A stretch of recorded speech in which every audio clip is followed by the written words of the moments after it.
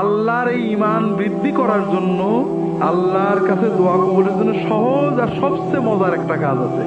সেটা হলো অজু থাক না থাক, গোসল থাক না থাক, মাথায় কাপড় থাক না থাক, রান্নাঘরে থাকেন, মাছ করতে থাকেন, রিক্সা চালাতে থাকেন, দুটো কাজ করবেন।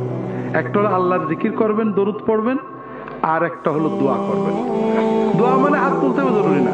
যখন কোনো মুসলমান নারী অথবা পুরুষ হাত উঠাক অথবা না উঠাক, মাছ কোটে, রিক্সা ধরে আছে, অজু থাক অথবা না থাক, মাথায় কাপড় থাক অথবা না থাক, যখন আল্লাহর সাথে কথা বলে, আল্লাহ আমার এইটা দাও, আল্লাহ আমার সেইটা দাও, যতক্ষণ কথা বলে ততক্ষণ একটা ফরজ ইবাদত করার মতো একটা ইবাদতের সওয়াব তার আমলনামায় লেখা হবে।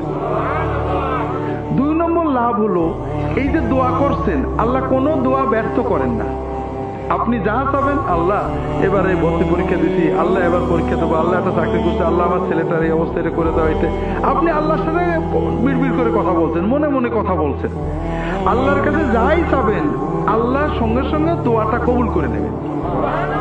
তবে আল্লাহ দেবেন 3 ভাবে, একভাবে হয় যেটা চেয়েছেন ওইটা দেবেন, নইলে আপনার একটা বিপদ কাটিয়ে দেবেন, নইলে আল্লাহ আখিরাতে জান্নাতে আপনার জন্য সওয়াব জমা করে রাখবেন, লস নেই।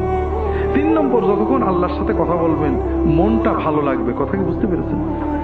আর আল্লাহর জিকির করবেন সব সময়।